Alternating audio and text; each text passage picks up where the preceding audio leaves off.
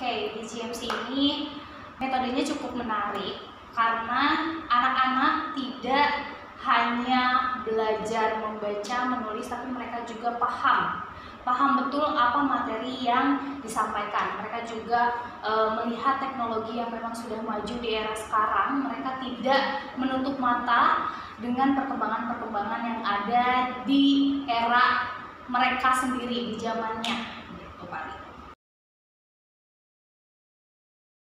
Oke, contohnya apa teman-teman? Kemarin kita sudah membuat video, mereka membuat video tutorial, dan ternyata tutorial ini yang memang sekarang lagi happening banget, sekarang lagi booming banget video tutorial apapun itu, di media apapun itu, ternyata di bahasa Indonesia tuh ada kesinambungannya. Nah, khususnya di pelajaran bahasa Indonesia mereka belajar tentang teks, prosedur, di mana teks itu adalah sebuah naskah, tapi mereka mengemas kembali dengan jurusannya, dengan kemahiran mereka di bidang multimedia, di mana mereka mengemas kembali nih di sebuah video, mereka mengemas dalam sebuah bentuk video, mereka membuat sebuah tutorial, ada tentang tutorial animasi, tutorial masak, dan lain-lain. Wah, seru banget, keren. Anak-anak GMC memang the best. Serunya seru parah, mereka aktifnya super aktif, mereka pinternya super pinter. Dan semoga untuk anak-anak GMC, ini harapan dari saya, semoga kalian bisa bertanggung jawab atas diri kalian sendiri, atas apa yang kalian lakukan. Semoga kalian bisa sukses melampaui guru-guru khususnya, dan kalian bisa memanfaatkan bidang dan kemampuan kalian yang kalian miliki. Di GMC, mata pelajaran videografi itu kita mengajarkan tentang bagaimana proses pembuatan sebuah produksi film. Di awal tujuan proyeknya ke sana. Tapi kita memulai, kalau untuk di kelas 10-nya itu kita bicara tentang praproduksinya. Jadi penyiapan pengetahuan dan teori-teori yang berkaitan dengan peralatan, juga bagaimana teori-teori tentang penyiapan naskah, susunan tim kerja, storyboard, dan lain-lain, supaya nantinya bisa dilanjutkan ke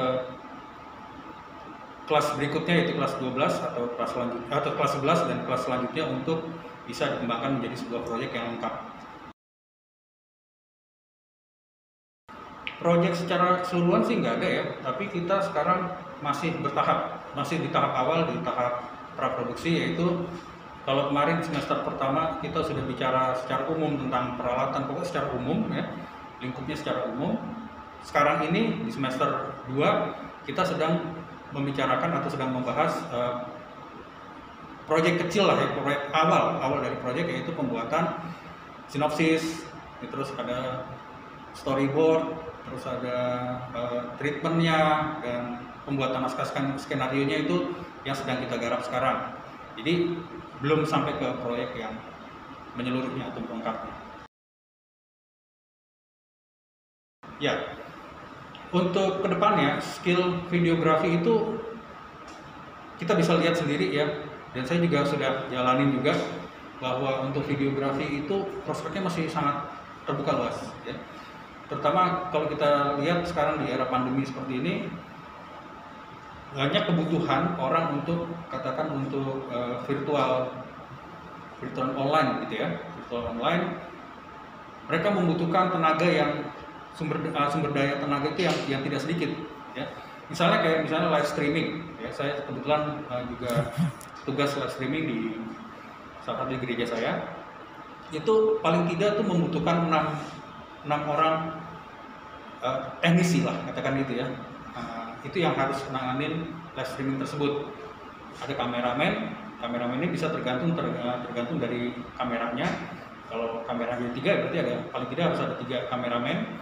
Terus ada lagi tata suara, tata lampu, juga termasuk floor director atau yang pengawasnya lah gitu, supervisornya gitu ya. Dan juga program-program televisi sekarang itu juga menuntut adanya tayangan-tayangan audiovisual yang baik, yang menarik gitu ya. Dan juga kalaupun kita secara individu mau berbuat lebih kreatif, itu karya kita tetap ditunggu deh rasanya. Misalnya di media sosial kayak di YouTube. YouTube itu konten apapun kayaknya video tayangan yang sederhana sekalipun, ya, film pendek durasinya mungkin 30 menitan gitu, itu tetap menyedot perhatian orang-orang untuk nonton gitu ya. Dan lain-lain, program televisi apalagi juga masih banyak, mereka butuh konten-konten yang segar, yang ide-ide yang kreatif dari para videografer atau sinias-sinias muda yang berusaha kita bentuk sekarang ini di GMC. Oke, biasanya kalau sekolah online itu karena kita nggak ketemu tatap muka, murid itu biasanya suka hilang konsentrasinya, entah mereka ngerjain yang lain atau minum atau sambil tiduran. Nah, biasanya suka diseling tuh sama banyakin acara kuis-kuis atau games kecil-kecilan, atau kita ganti dengan cerita atau curhat antara guru sama murid. Oke, kalau secara online mungkin karena kita nggak ketemu ya, belum dapat kliknya. Tapi kalau offline itu karena ini sekolah kreatif, biasanya kita kasih tugas yang memicu kreativitas.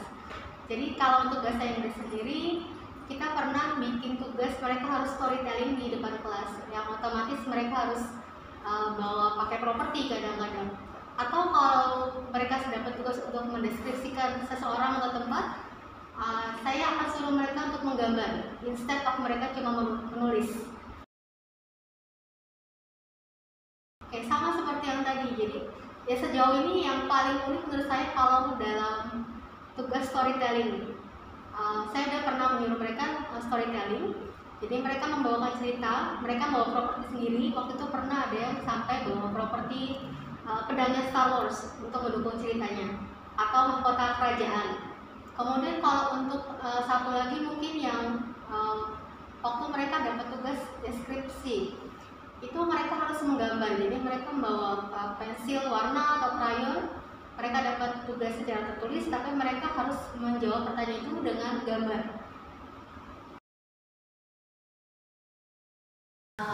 Menurut saya, jadi kalau misalnya di GMC kan adalah sekolah SMK. SMK berarti kejuruan yang dimana lebih banyak para murid-muridnya melakukan praktek dibandingkan teorinya. Terus selain praktek yang dilakukan itu, selain itu dari belajar seperti biasa di kelas kayak gitu, atau juga sudah lebih banyak dilatih kayak mentalnya seperti apa untuk mempersiapkan mental Anda di working industry. Jadi kalau menurut saya di GMC kalau belajar di sini itu selain mempersiapkan bekal untuk yang akan ke depannya, dia juga memberikan Anda pengetahuan yang cukup gitu.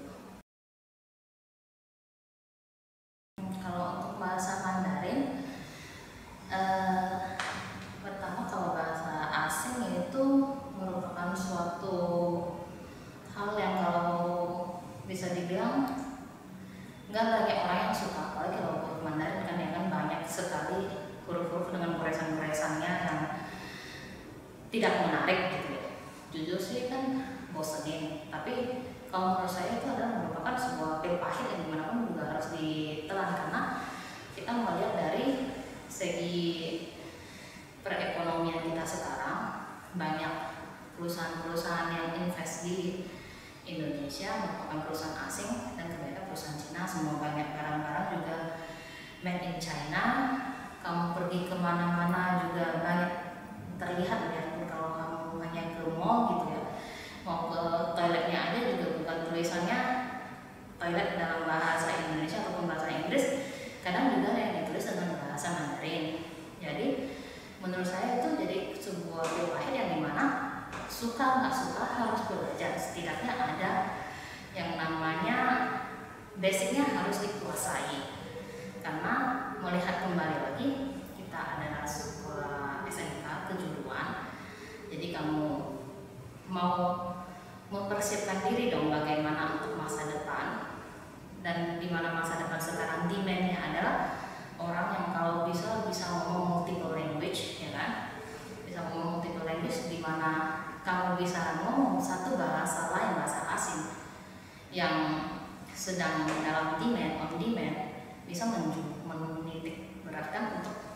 penjualan dirimu yang lebih tinggi gitu loh, selling point-nya lebih tinggi.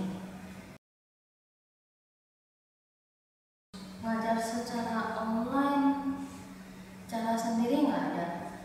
Cuman kalau yang namanya ngajar hanya ada satu kata, yaitu harus sabar gitu ya. Jadi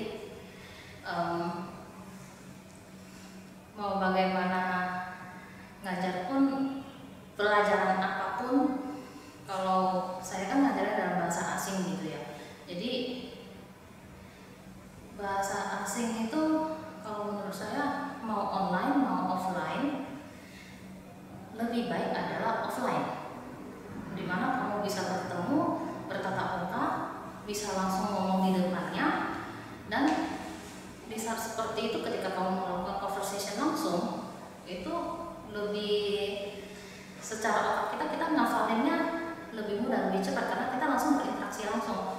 Bukan pun meskipun ya bisa dibilang online sekarang kita juga ikut berinteraksi di saat yang sama, tetapi tetap aja